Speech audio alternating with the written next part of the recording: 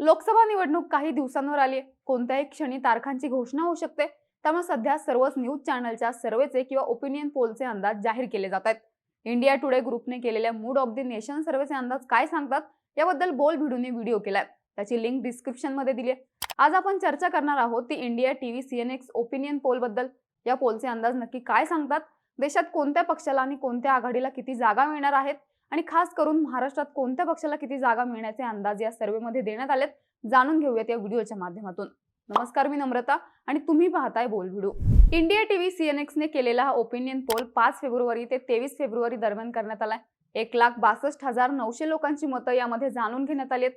यापैकी 84,350 पुरुष तर 78,550 महिलांशी संवाद साधण्यात आलाय. सर्वे सर्वच्या सर्व 543 लोकसभा मतदारसंघात करण्यात आलाय. सर्वेच्या अंदाजानुसार देशभरात भाजपला अनुकूल वातावरण आहे.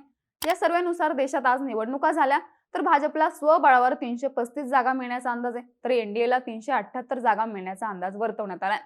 सीएनएक्सच्या सर्वेनुसार भाजप गुजरातमधील 26 पैकी 26, मध्य प्रदेशातील 29 पैकी 29, राजस्थानातील 25 पैकी 25, हरियाणातील 10 पैकी 10, दिल्लीतील 7 पैकी 7, उत्तराखंडमधील 5 पैकी 5 तर हिमाचल प्रदेशातील 4 पैकी 4 जागा जिंकणार असल्याचा अंदाज वर्तवण्यात आलाय.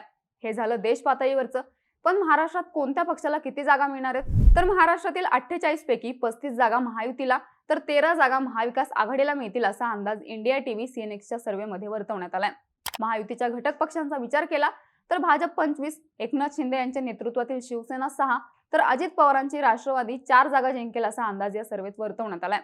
महाविकास आघाडीचा विचार केला तर इथे सर्वाधिक जागा शिवसेना उद्धव ठाकरे यांच्या पक्षाला म्हणजेच 8 जागा, शरद पवार यांच्या पक्षाला 3 तर काँग्रेसला 2 जागा मिळण्याचा अंदाज आहे. याचाच अर्थ 2019च्या तुलनेत महायुतीला किमान 6 जागांचा फटका महाराष्ट्रातून बसणार आहे. महायुतीमध्ये सर्वाधिक फटका शिवसेनेला बसणार आहे. एकनाथ शिंदे यांच्या सोबत सध्या 13 खासदार आहेत. मात्र या सर्वेनुसार शिवसेनेला फक्त 6 जागा मिळतील असा अंदाज वर्तवण्यात आलाय. त्यानंतर महायुतीचा राष्ट्रवादीला फायदाच होतोय असं दिसतंय, कारण या सर्वेत अजित पवारांच्या राष्ट्रवादीला 4 जागा मिळतील अशी शक्यता आहे. सध्या अजित पवारांकडे फक्त 1 खासदार आहे, त्यामुळे हा त्यांच्यासाठी फायदाच असल्याचं म्हणावं लागेल. महाविकास आघाडीचा विचार केला तर शिवसेना उद्धव ठाकरे यांना शिवसेनेतील फुटीनंतर देखील फायदाच होत असल्याचं दिसून येते. उद्धव ठाकरे यांच्याकडे सध्या फक्त 5 खासदार आहेत. मात्र इंडिया टुडे सीएनएक्सच्या सर्वेनुसार उद्धव ठाकरे गटाला 8 जागा मिळतील अशी शक्यता आहे. त्यामुळे शिवसेनेत फूट पडून देखील उद्धव ठाकरे यांना फायदाच झालेला दिसतोय. शरद पवार यांच्या गटाला देखील 3 जागा मिळण्याचा अंदाज आहे. सध्या शरद पवारांकडे महाराष्ट्रातील 4 खासदार आहेत. पक्षात फूट पडून देखील ते सध्या 3 जागा जिंकणार दिसत आहेत. काँग्रेस मात्र महाराष्ट्रात अजून देखील आपली कामगिरी सुधारताना दिसत नाहीये. या सर्वेनुसार काँग्रेसला महाराष्ट्रात फक्त 2 जागा मिळण्याची शक्यता आहे. 2019ला काँग्रेसला महाराष्ट्रात फक्त 1 जागा जिंकता आली होती.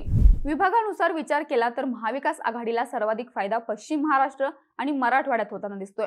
मराठवाड्यातील लोकसभेच्या 8 जागांपैकी 4 जागा महाविकास आघाडीला तर 4 जागा महायुतीला मिळण्याची शक्यता आहे.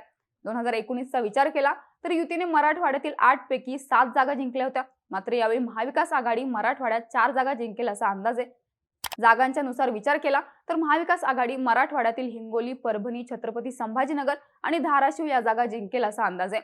तर महायुतीला नांदेड, बीड, लातूर आणि जालना या जागांवर महायुती विजय मिळवेल असे या सर्वेचे अंदाज सांगतात. पश्चिम महाराष्ट्रातील 11 जागांचा विचार केला तर महायुतीला 6 तर महाविकास आघाडीला 5 जागा मिळण्याचा अंदाज आहे. पुणे, बारामती, नगर, सोलापूर, सांगली आणि कोल्हापूर या जागा महायुती जिंकेल असा अंदाज आहे. तर शिरूर, शिर्डी, माढा, सातारा आणि हातकणंगले या जागा महाविकास आघाडी जिंकण्याची शक्यता आहे. विदर्भाचा विचार केला तर महायुती इथे पूर्णपणे डॉमिनंट असल्याचे या सर्वेतून दिसून येते. विदर्भातील 10 पैकी 9 जागा महायुती जिंकेल असा अंदाज या सर्वेत वर्तवण्यात आलाय. विदर्भातील फक्त रामटेक ही जागा काँग्रेस जिंकेल असा अंदाज आहे, तर बाकीचे सर्व 9 जागा महायुतीच्या पारड्यात जातील. उत्तर महाराष्ट्रातील 6 पैकी 5 मतदारसंघात महायुतीचे उमेदवार जिंकण्याचा अंदाज आहे. यामध्ये नंदुरबार, धुळे, जळगाव, रावेर आणि दिंडोरी या 5 मतदारसंघात महायुतीचे उमेदवार जिंकतील. तर नाशिकमध्ये शिवसेना उद्धव ठाकरे गटाचा उमेदवार निवडून येईल असा अंदाज आहे. मुंबईच्या 6 जागांचा विचार केला तर इथे देखील 5 जागा महायुतीला तर 1 जागा महाविकास आघाडीला मिळण्याचा अंदाज आहे. महाविकास आघाडी मुंबईतील मुंबई दक्षिण ही जागा जिंकेल असे अंदाज आहेत. तर बाकीच्या 5 जागा महायुतीकडे राहतील. मुंबई दक्षिण मधून शिवसेना उद्धव ठाकरे गटाचे अरविंद सावंत सध्या खासदार आहेत, त्यामुळे ते आपली जागा राखतील अशी शक्यता आहे. ठाणे आणि कोकणातील 7 जागांचा विचार केला तर इथे देखील 6 जागा महायुतीला तर 1 जागा महाविकास आघाडीला मिळण्याची शक्यता आहे. पालघर, भिवंडी, कल्याण, ठाणे, रायगड आणि मावळ या 6 जागा महायुती जिंकेल. तर रत्नागिरी, सिंधुदुर्ग ही जागा शिवसेना उद्धव ठाकरे गट जिंकेल अशी शक्यता आहे. रत्नागिरी सिंधुदुर्गचे खासदार विनायक राऊत यांनी उद्धव ठाकरेंसोबत राहण्याचा निर्णय घेतला होता. त्यामुळे उद्धव ठाकरे कोकणातील आपली एकमेव जागा राखताना दिसतायत. वरील सगळ्या आकडेवारीचा एकंदरीत विचार केला तर महाराष्ट्रात महायुती 35 जागा जिंकण्याची शक्यता आहे, तर महाविकास आघाडी 13 जागा जिंकेल असा अंदाज आहे. तर देशभरात एनडीएला 378 आणि इंडिया आघाडीला 98 जागा मिळण्याची शक्यता आहे. इंडिया टीव्ही सीएनएक्सचा सर्व्हे खरा ठरणार का? तुमच्या प्रतिक्रिया नक्की कळवा आणि लोकसभा निवडणुकीचे सर्व अपडेट जाणून घेण्यासाठी बोल भिडूला सबस्क्राईब नक्की करा.